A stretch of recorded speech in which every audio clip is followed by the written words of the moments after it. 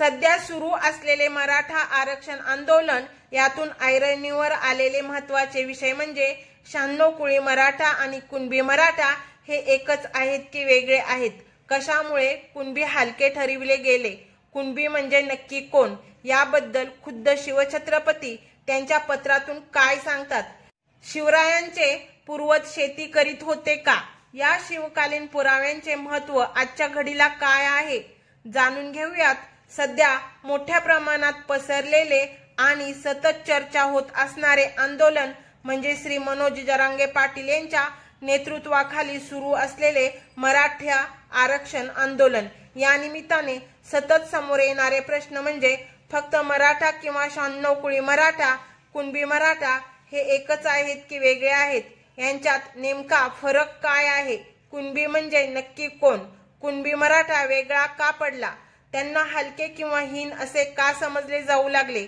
खरे तर त्यावर अनेक अभ्यासू व्यक्तींसह राजकीय नेते आणि कायदे पंडित बोलत आहेत।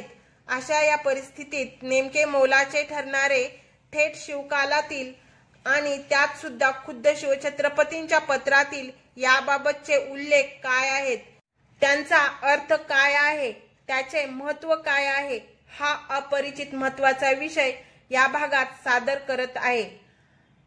शेवटी सध्या सुरू असलेल्या मराठा आरक्षण आंदोलनाबाबत देखील काही महत्त्वाचे मुद्दे मानले जाणार आहेत। नेहमीप्रमाणेच सुरुवात करूया शिवकालीन पुराव्यांपासून। या सर्व पुराव्यांच्या मध्ये कुणबी मराठा, 96 कुळी जात आणि कुळी हे सर्व महत्त्वाचे शब्द आहेतच। हे शिवकालीन उल्लेख आणि पत्रे प्रत्यक्षात पहा, त्यांचा अर्थ आपण जाणून घेणार आहोत। यातून काही महत्त्वाच्या बाबी निश्चितच स्पष्ट होणार आहेत। प्रत्यक्ष शिवछत्रपतींचे पंजोबा आजोबा हे काय करीत होते याचे उल्लेख आपल्याला 3 बखरींच्या मधून मिळतात।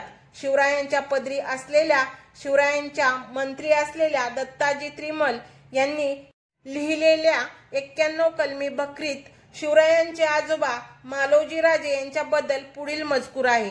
उभयता मालोजी व विठोजी भोसले ग्रामसंबंधी वृत्तीचा कज्जा करून कबिले घेऊन म्हणजे बायका मुले घेऊन कसबे वेरूळ नजीक दौलताबाद म्हणजे दौलताबाद जवळच्या वेरूळ येथे येऊन शेते करून राहिले होते। याच बखरीतील दुसरा उतारा असा आहे, कोणे एके दिवशी शेतामध्ये माघ माशी पौर्णिमेचे चांदणे असता दोघे भाऊ माळ्यावर शेतामध्ये राखण करीत बसले असता शिव दिग्विजय या नावाच्या बखरीतील उल्लेख पाहूयात।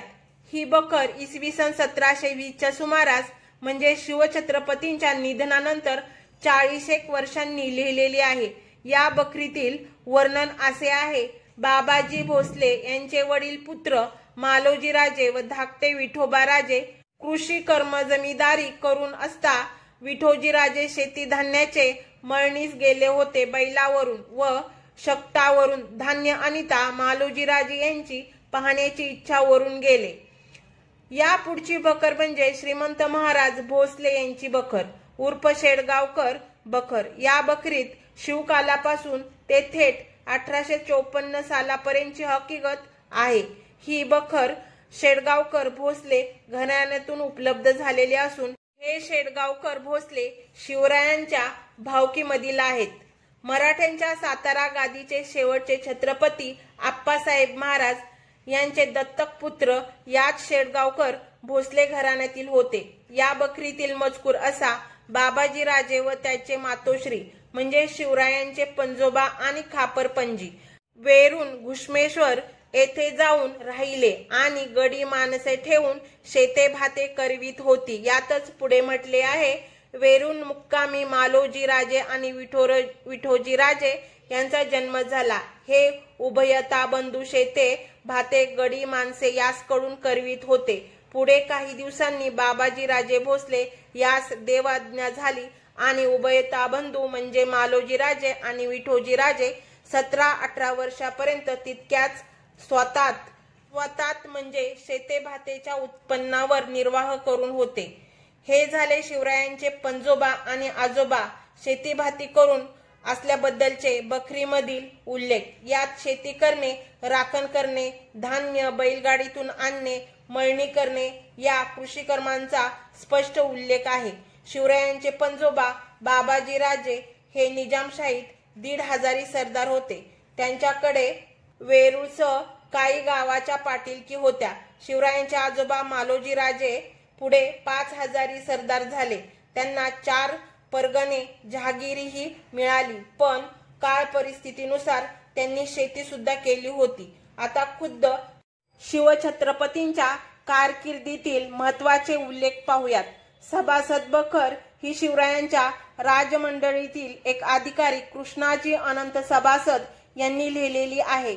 या सभासद बखरीमधील वाक्य अशी: गडावरील लोक हवलदार व सरनोबत मराठे जातिवंत ठेवावे।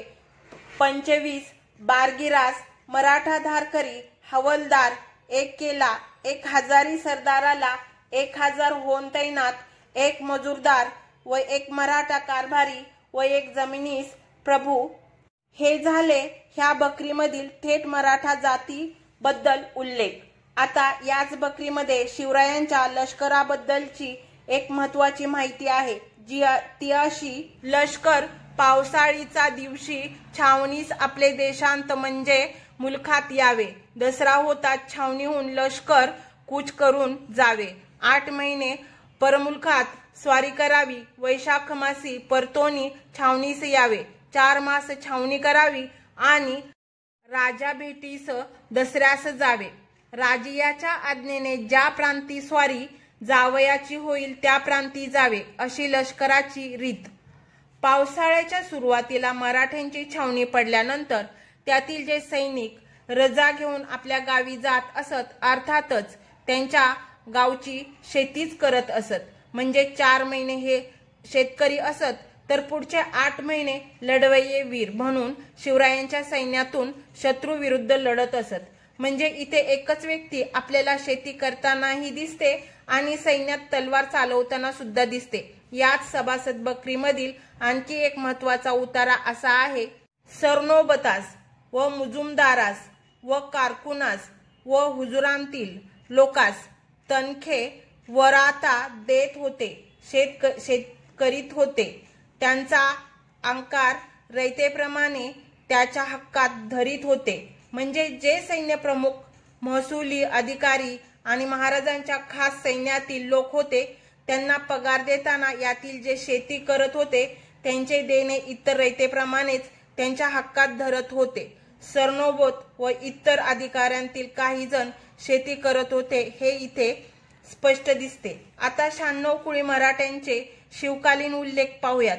सभासद बखरीमधील मजकूर असा: महाराजांनी राजगडाचा सरनोबत कडतोजी गुजर म्हणून होता, त्याचे नाव दूर करून प्रतापराव ठेविले आणि सरनोबती दिली। प्रतापरावांनी सेनापती करीत असता 96 कुळीचे मराठे चारी पातशाहीत जे होते व मुलखात जे जे होते ते कुल मिळवले। आता आपण आज्ञापत्र ग्रंथामधील उतारा पाहूया। हा शिवछत्रपतींच्या राजनीतीवरील सुप्रसिद्ध असा ग्रंथ शिवरायांचे अष्टप्रधान मंडळातील अमात्य रामचंद्र पंत यांनी लिहिलेला आहे। यातील मजकूर असा: महाराजांनी 40,000 पागा व 60-70 हजार सिलेदार व 2 लक्ष पदाती म्हणजे पायदल सैन्य, कोट्यावधी खजाना, तैसेच उत्तम जवाहीर, सकल वस्तुजात सपादिल्या, 96 कुळीचे मराठ्यांचा उद्धार केला। या दोन्ही उतार्यांमध्ये 96 कुळीचे मराठे हा शब्द आहे। हे उतारे शिवकाळात सुद्धा 96 कुळीचे मराठे हा शब्द वापरत होता, अस्तित्वात होता हे सिद्ध करतात। तसेच फक्त कुळी हा शब्द शिवरायांच्या एका पत्रात सुद्धा आलेला आहे, ज्या बाबाजी गुजर पाटलाची हातपाय तोडण्याची शिक्षा शिवरायांनी दिली होती, त्या घटनेबाबततील हे पत्र स्वतः शिवरायांचे आहे। बाबाजीच्या पोटी संतांनाही हे कुळीचे गुजर म्हणून साहेबी म्हणजे शिवराय मेहरबान होऊन, असे वाक्य आहे। रांझे गावचे गुजर पाटील हे जातीने मराठा आहेत. शिवरायांच्या त्या पत्रात गुजर हे मराठ्यांच्या एका कुळीचे आडनाव आहे. अशाच वेगवेगळ्या 96 आडनावाच्या मराठ्यांच्या गटाला 96 कुळी म्हणतात. 96 कुळी जातीचा संज्ञा किंवा नाव नाही, तो या सर्व कुळांचा एकत्रितपणे केलेला उल्लेख आहे. जात आहे ती फक्त मराठाच. महाराजांनी 96 कुळी मराठा एकत्र नाही केले, तर 96 कुळीचे म्हणजे वेगवेगळ्या 96 कुळांमधील मराठे एकत्र केले होते. 96 कुळी आणि 96 कुळाचे या दोन शब्दांमध्ये नक्कीच फरक आहे. आता आपण मराठा जातीचे शिवरायांच्या पत्रामधील आणखी उल्लेख पाहूयात. 1671 सालचे शिवरायांचे एक पत्र आहे. या पत्रात शिवराय म्हणतात, बापूजी नलावडा याने सबनीसावर तलवारेचा हात टाकला, त्याने मराठा होऊन ब्राह्मणावरी तलवार केला. आता दुसरे पत्र शिवरायांचे, हे पत्र 1677 सालचे आहे. मुधोळच्या घोरपडेचे पुत्र मालोजी घोरपडे हे आदिलशाहीत सरदार होते. त्यांना आपल्याकडे येण्यासाठी कळवण्यासाठी महाराज लिहितात, आधी तो आपले जातीचे लोक मराठे याला हाती धरून सरदारकी करून पोटे भरतात. ते पादशाही वजीर करावे. जे काही आपल्या जातीचे मराठे लोक आहेत ते आपल्या कटांत घेऊन कुतुबशाही त्यांची रुजुवात करावी. आपल्या जातीच्या मराठे लोकांचे बरे करावे हे आपणास उचित आहे. तुम्ही मराठे लोक आपले आहात, तुमचे गोमटे व्हावे म्हणून स्पष्टच तुम्हास लिहिले असेल. त्यातील गोमटे म्हणजे बरे व्हावे किंवा कल्याण व्हावे. इथे महाराज शत्रू पक्षातील एक मराठ्याला जातीची आठवण करून देऊन तुम्ही आपले आहात, शत्रूचा पक्ष सोडा आणि आम्हाला सामील व्हा असे सांगत आहेत. हे कशासाठी याचे कारण देखील महाराजांच्या त्या पत्रामध्ये नमूद केले आहे. दक्षिणेची पादशाही आम्हा दक्षिणांच्या हाती राहते करावे, म्हणजे दख्खनचे रहिवासी आपण आहोत. दख्खन ही आपली मातृभूमी आहे आणि या दख्खनचा अधिकार, या दख्खनची सत्ता ही आपल्याच हाती असली पाहिजे. यासाठी तुम्ही मराठा म्हणून का होईना पण आम्हाला साथ द्या. यातील मराठा हा शब्द खास आणि थेट फक्त मराठा या जातीसाठीच आहे. आता महाराजांच्या पत्रामध्ये कुणबी कुणाला म्हटले आहे या महत्वाच्या विषयाकडे वळूया. शिवरायांनी 1673 साली चिपळूण येथे असलेल्या मराठ्यांच्या लष्करी छावणीच्या अधिकाऱ्यांना लिहिलेले आहे. या पत्रातील मजकूर पहा. तुम्हाला दिलेली दाना वैरण धुंदी करून म्हणजे बेहिशोबी वापराल तर मग पडत्या पावसात काही मिळणार नाही. मग सैन्यात जाऊन कुणी कुणब्याच्या येथील दाणे भाकर गवत फाटे भाजी पाले आणतील असे करू लागलात म्हणजे जी कुणबी हार धरून जीव मात्र घेऊन राहिले आहेत तेही जाऊ लागतील. इथे उपाशी मरायला लागतील. म्हणजे त्याला ऐसे होईल की मोगल मुलखात आले त्याहूनही अधिक तुम्ही. याच पत्रात पुढे वैरणीला आग लावून ती नष्ट होऊ नये यासाठी काय करावे याच्या सूचना देऊन पुढे महाराज लिहितात, कोणीकडून तरी विस्तवा जाऊन पडला म्हणजे सारे गवत व लहाळ्या आहेत एक एक जळून जातील.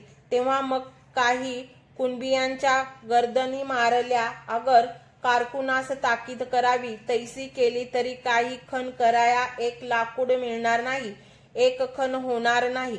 इथे महाराज सांगत आहेत, तुमच्या चुकीने आगीने गवत वैरण जळली तर मग खण करायची लाकडे मिळण्यासाठी तुम्ही कुणब्यांच्या गर्दना जरी मारल्या तरी एक लाकूड सुद्धा तुम्हाला मिळणार नाही. याच पत्रातील शेवटचे वाक्य सुद्धा महत्वाचे आहे. ज्याचा गुन्हा होईल बदनामी त्यावरी येईल त्यास मराठयाची तो इज्जत वाचणार नाही, मग रोजगार कैसा. आता या पत्रामध्ये कुणबी आणि मराठा हे दोन्ही शब्द आहेत. कुणबी कोण तर ज्याच्याकडे दाणे गवत भाजीपाला फाटे आहेत तो म्हणजे शेतकरी. मराठा कुणाला म्हटले आहे तर सैन्यातील सैनिकाला. इथे फक्त जातीने मराठा असलेला सैनिक अभिप्रेत नसून सैन्यातील कुणीही व्यक्ती असा यातील मराठ्यांचा शब्द अर्थ आहे. कारण शिवरायांच्या सैन्यात अनेक जातीचे लोक होते. कुणबी म्हणजे नक्की कोण हे अगदी स्पष्टपणे सांगणारे महाराजांचे अजून एक पत्र आहे. 1676 साली कोकणातील प्रभावळी प्रांताचे सुभेदाराला शिवरायांनी हे पत्र लिहिलेले आहे। यात शिवराय म्हणतात, साहेब तुला ऐसे फरमवतात की कष्ट करून गावाचे गाव फिरावे, ज्या गावात जावे तेथील कुलबी किती आहे ती ते गोळा करावे, ज्याला शेत करावया कुवत माणूस जवळ असलेली त्या माफिक त्यापासी बैल दाणे संच असिला तर बरेच झाले, त्याचा तो करील, पण ज्याला शेती करावयास कुवत आहे माणूस आहे आणि त्याला जोतास बैल नांगर पोटास दाणे नाही, त्याविन तो अडोनी निकामा झाला असेल तरी त्याला रोख पैके हाती घेऊन 2 चौर बैलाचे पैके द्यावे, बैल घेवावे व पोटास खंडी 2 खंडी दाणे द्यावे, जे शेत त्याच्याने करवेल तितकेच करवावे व नंतर त्याच्या तवानगी माफिक हळूहळू वसूल करावे। या कलमास म्हणजे या व्यवस्थेसाठी किंवा योजनेसाठी जरी 2 लाख लारी पावे तो खर्च करीसील आणि कुणबी या कुणबीच्या घेऊन त्याला तवानगी येई ते खबर घेऊन किर्द करीसी आणि पडजमीन लावून दस्त जाजती करून देसील तरी साहिबा म्हणजे शिवराय कबूल असतील, तैसेच कुलबी तरी आहे पण मोडोनी निकामी झाला असेल तरी त्याला मागील बाकी तहकूब करून तसे साहेबासी समजावशील तर साहेब ते माफीचे सनद देतील। शेवटी महाराजांचे खास वाक्य आहे, याप्रमाणे आकलेने व तडजोडीने समजोनी याप्रमाणे कारभार करीत जाणे, साहेब तुझवरी मेहरबान होत ते करणे। आता या उतार्यातील कुणबी कलबी हे शब्द एकच असून या शब्दाचा अर्थ सूर्यप्रकाश इतका स्पष्ट आहे।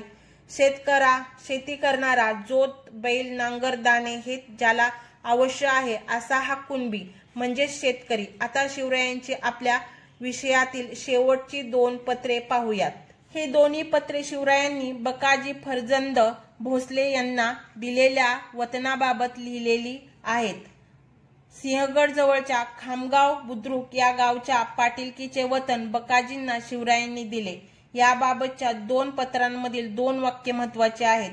पहिल्या वाक्यात शिवराय म्हणतात, साहेबांचे म्हणजे शिवरायांच्या मनी जाहले की तुझं एक वतन करून द्या, म्हणजे पाटील व कुणबी लोकात गोतात तू वर्तत आहेस, यास हे वतन पाटील की जाहलिया गोतात इज्जत आहे। इथे बकाजी हे पाटील आणि कुणबी लोकात वावरत, त्यामुळे पाटीलकी दिल्यास बकाजींना गोतात इज्जत मिळेल असा अर्थ आहे। दुसऱ्या वाक्यात शिवराय म्हणतात, बकाजीस ही पाटीलकी दिली आहे आणि पाटीलकी निसबत शेत कुणबियाच्या सालाबादची असतील ते याचे दुमाले करणे, म्हणजे पाटीलकीच्या हक्कातील ती शेते कुणबियाच्या सालाबादची म्हणजे वार्षिक दरसाली करायची, अर्थात ती शेती करणाऱ्या कुणब्याच्या वार्षिक खंडाची आहेत, ती सुद्धा बकाजींना सुपूर्द करणे। इथे पुन्हा कुणबी म्हणजे शेती करणारा, शेती कसणारा हाच अर्थ आहे, म्हणजे शिवराय ज्यांना कुणबी म्हणतात ते शेती करणारे शेतकरी आहेत। यात कुठेही कुणबी शब्दाच्या पुढे कुणाचीही जात लावलेली नाही, कारण कुणबी म्हणजे शेतीचा व्यवसाय करणारा, त्या शेतीवर उदरनिर्वाह करणारा व्यक्ती, त्यामुळे इथे हे स्पष्ट आहे की हा एक व्यवसाय आहे। या व्यवसायाला कुणबी, कुणबिक आणि कुणबावा ही शिवकालीन नावे आहेत। शेतीच्या धंद्यालाच कुणबिक आणि कुणबावा हे शब्द आहेत। मग हा कुणबी म्हणजे शेतकरी कुठल्याही जातीचा असो त्याला फक्त कुणबीच म्हटले जायचे। म्हणूनच आपल्याकडे मराठ्यांच्यासह इतरही जातीमध्ये कुणबी आहे। सर्वच कुणबी मराठा नसतात, पण कुणब्याच्या मध्ये मराठा सुद्धा आहेत असा याचा स्पष्ट अर्थ आहे। शिवरायांनी ते वतन दिल्यामुळे बकाजी आता शेतमालक झाले, त्यांना शेती आहे म्हणजे ते शेतकरी आहेत। पण हे बकाजी तर लढायावर सुद्धा गेलेले आहेत। 1673 साली शिवरायांनी कर्नाटक येथील पेठ लुटली, त्यावेळी हे बकाजी फर्जंद शिवरायांच्या सोबत होते। त्यांनी पेठेतील काही व्यापाऱ्यांना पकडून त्यांच्यावर 7,000 होरांची खंडणी वसूल केली होती. खामगावी हे बकाजी कुणब्याच्या मध्ये वावरत. त्यांना शेती आहे, तर स्वराज्याच्या सैन्यातून ते तलवार देखील गाजवतात. शिवरायांच्या लष्करांची छावणी पडली काही सैनिक रजा घेऊन 4 महिने आपापल्या गावी जाऊन शेती करत असत आणि दसऱ्याला पुन्हा लष्करात दाखल होत असत. म्हणजे एकच व्यक्ती गावाकडे कुणबी करत असे आणि लष्करात सैनिक होते असे. या व्यक्तीचा एकदा व्यवसाय शेतकरी असायचा तर एकदा सैनिकाचा, असा हा प्रकार आहे. छत्रपती शिवाजी महाराजांची देशमुखांना आणि सरदारांना तुमचा जमाव घेऊन या अशी वाक्य असलेली पत्रे आहेत. हा जमाव म्हणजे कोण? तर लढवय्ये वीर. हे कुठे असत? तर आपापल्या गावी असत. लढाईवर जात नसत तेव्हा हे काय करीत असत? तर गावी शेतीच करत असत. लढाईवर गेला की सैनिक आणि गावी असला की शेतकरी. ही एकाच शिवकालीन मराठ्यांची 2 रूपे आहेत. नुसता मराठा किंवा क्षत्रिय मराठा किंवा 96 कुळी मराठा आणि शेतकरी म्हणजे कुणबी मराठा हे एकच आहेत. यासाठी शिवकालातील आणखी किती आणि कसले पुरावे पाहिजेत? आतापर्यंत पाहिलेले शिवकालीन पुरावे यासाठी पुरेसे आहेत. आता 96 कुळी किंवा क्षत्रिय मराठा, ज्याला सर्रासपणे फक्त मराठा म्हणले जाते, आणि कुणबी मराठा हा काय वेगळा प्रकार आहे ते पाहूयात. शिवरायांच्या जन्मापूर्वीच फलटणचे निंबाळकर, सिंदखेडचे लखुजीराव जाधवराव आणि शिवरायांचे आजोबा वेरूळचे मालोजीराजे भोसले यांच्या काळापासूनच मराठ्यांची कट्टर लढवय्ये ही ओळख कायम झाली होती. इतर अनेक मराठा घराण्यामधील लढण्याची आवड आणि हिंमत असलेले मराठे निरनिराळ्या सत्ताधाऱ्यांच्या पदरी तलवार गाजून नाव कमवू लागले होते. या लढवय्या मराठ्यांनी त्यांचे क्षत्रियत्व कमावले होते, सिद्ध केले होते. ते त्यांच्या स्वतःच्या मनगटाच्या बळावर. अभिमानाने हे लढवय्ये मराठे स्वतःला क्षत्रिय मराठे म्हणू लागले. इथे एक लक्षात घेतले पाहिजे, क्षत्रिय ही जात नसून एक वर्ण आहे. जो युद्धकर्म करतो तो क्षत्रिय. याच धर्तीवर जो शेतीकर्म करतो तो शेतकरी. निरनिराळ्या मराठा घराण्यामधून हे लढवय्ये वीर पुढे आले, पण यांचा मूळ व्यवसाय काय होता? तर शेतीच. शिवकाळापासून ते थेट आजपर्यंत बहुतेक सर्व मराठ्यांच्या मध्ये शेतजमिनी आहेत आणि त्या पूर्वापारच्या आहेत. पूर्वापारपासून मराठ्यांच्या उत्पन्नाचे पहिले मुख्य साधन हे शेतीच आहे. बहुतेक गावच्या पाटीलक्या, देशमुखी, वतने ही मराठ्यांच्या कडेच होती. आता एखाद्या घराण्यातील सर्वच जण लष्करात जात नसत. लष्करात गेलेल्या मराठ्यांचे अनेक सख्य आणि चुलत भाऊ गावी राहून त्यांची पूर्वापारची शेती सांभाळत करत असत. म्हणजे 1-2 भाऊ सैन्यामध्ये व राहिलेले भाऊ शेतात, अशी परिस्थिती शिवकाळात होती. लढाईचा पेशा पत्करलेल्या मराठ्यांना मिळणारा मान आणि मोबदला देखील मोठा होता. कारण एकतर ते युद्ध कलेत पारंगत होते आणि त्या लढाईच्या पेशात ते स्वतःचा जीवच पणाला लावत होते. म्हणून इथे शिवरायांच्या पत्रातील पूर्वी मराठे पादशाहीत सरदारी करून पोटे भरत होते या वाक्याचा अर्थ नीट लक्षात येतो. यामुळे एकाच घराण्यातील एक भाऊ लढाया मारून सरदार होऊन पुढे गेला तर त्याचेच भाऊबंद गावाकडे शेतातच राहिले. पण मग सरदार झालेले प्रस्थापित प्रतिष्ठित मराठे आणि फक्त शेती करणारे मराठे यांच्यात हळूहळू अंतर पडू लागले. यालाही कारणीभूत ठरला मराठ्यांची शेती हा व्यवसायच. शेतकरी मराठा हा लढवय्ये मराठ्यांपेक्षा काहीसा हलका समजण्यात येऊ लागला. हा शेतकरी मराठा म्हणजेच कुणबी किंवा कुणबीक करणारा कुणबी मराठा. हा कुणबी मराठा मूळचा 96 कुळी मधीलच आहे. आजही कुणबी मराठ्यांच्या मध्ये 96 कुळाचे आडनावे आहेत. म्हणजेच ही 96 कुळे कुणब्याच्या मध्ये सुद्धा आहेत.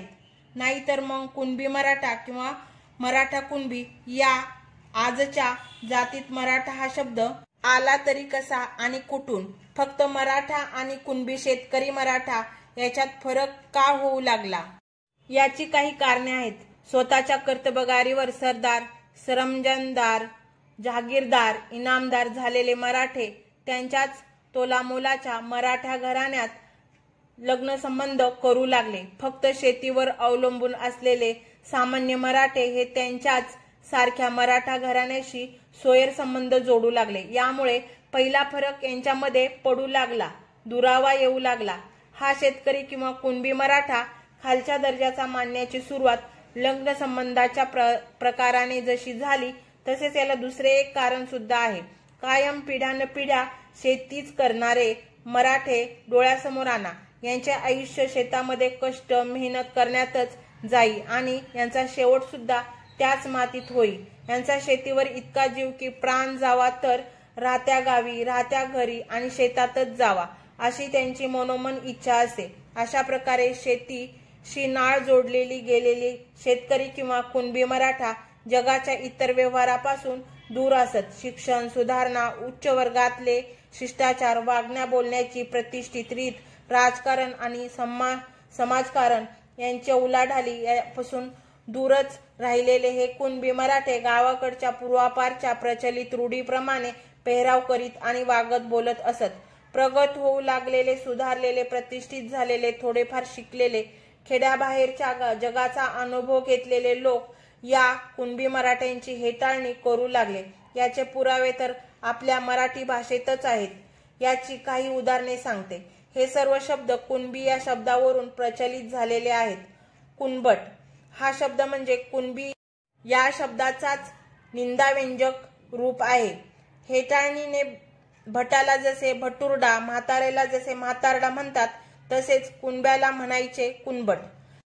या कुणब्याच्या प्रत्येक बाबीला कुणबट म्हणून हिणवले जाई।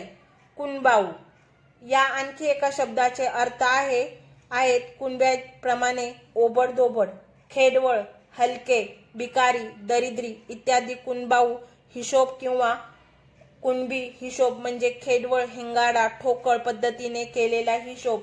गणित येत नसलेला एखादा व्यक्ती बोटे मोजून खडे मांडून हिशोब करू लागला की त्याला म्हणायचे कुणबाऊ हिशोब करणारा व्यक्ती। थोडक्यात काय तर कुणबी म्हणजे आजागळ हेगडा कसनुसाच दिसणारा वागणारा बोलणारा अडाणी व्यक्ती असा अर्थ रूढ झाला।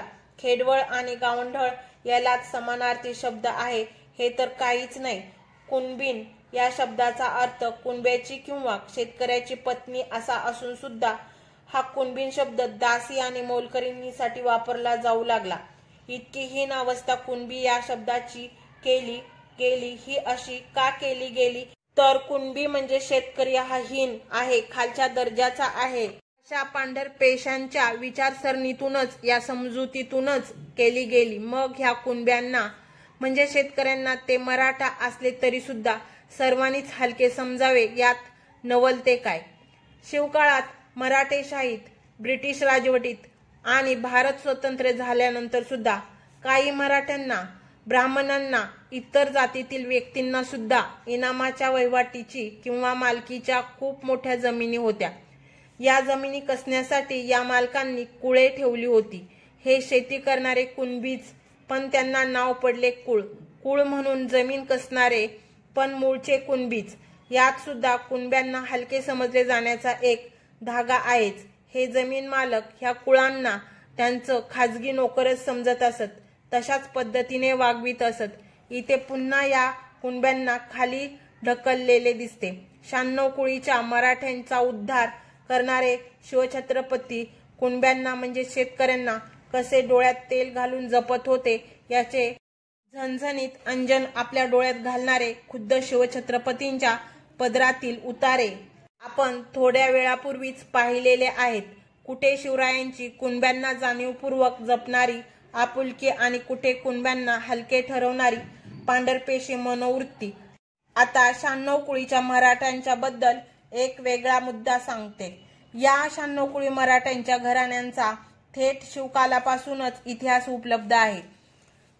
या घराण्यांच्या कैफियती तक्रारी निवाडपत्र हकीकती हे सर्व आपल्या ऐतिहासिक पत्रात उपलब्ध आहे।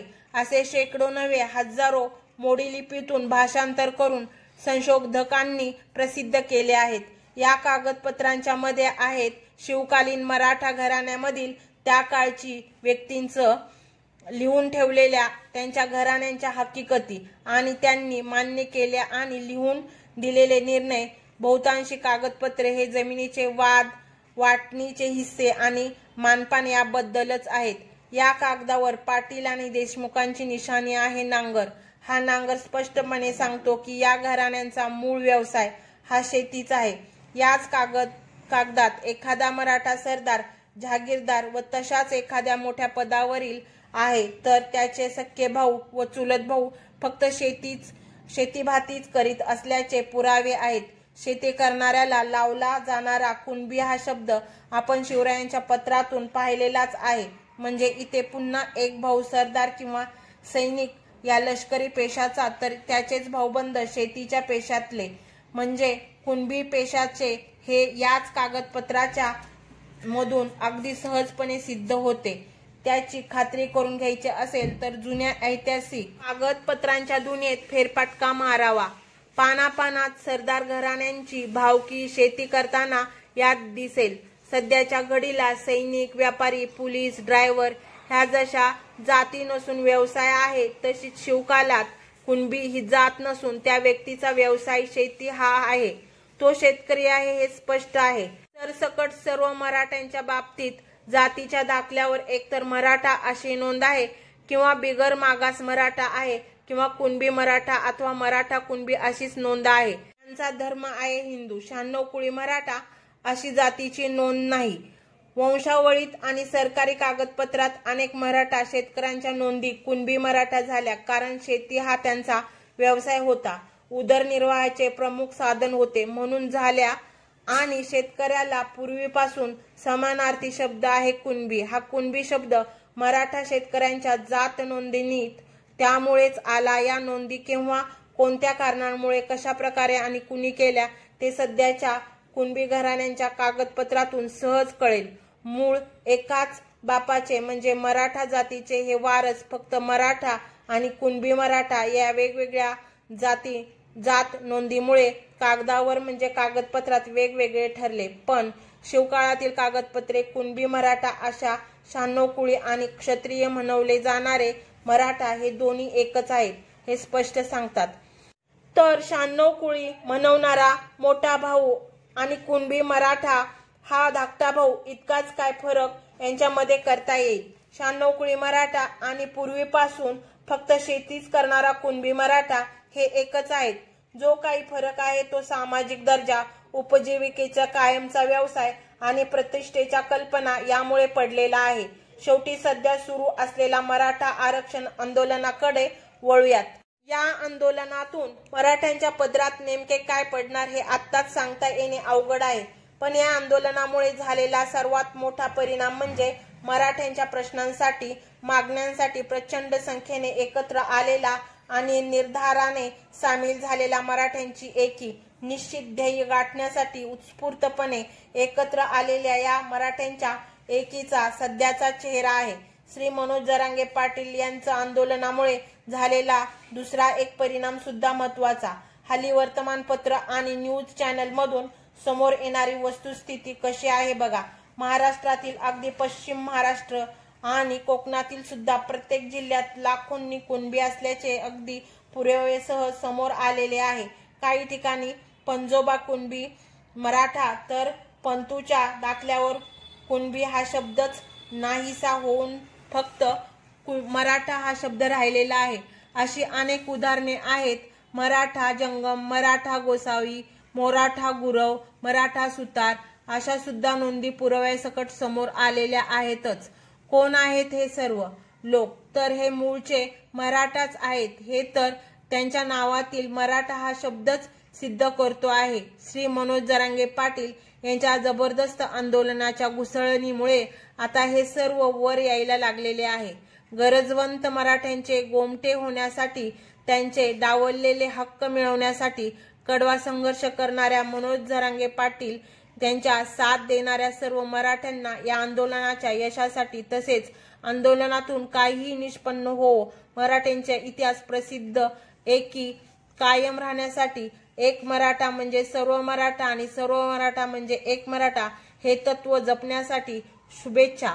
या व्हिडिओतील शिवकालीन पुराव्याचे महत्त्व नक्कीच मोठे मोलाचे हे तुम्हा सर्वांना पटले असेल असे मला तरी वाटते। तर मित्रांनो, ही सर्व शिवकालीन अपरिचित पण महत्त्वाची माहिती तुम्हाला उपयोगी वाटली की नाही ते कमेंटमध्ये जरूर सांगा।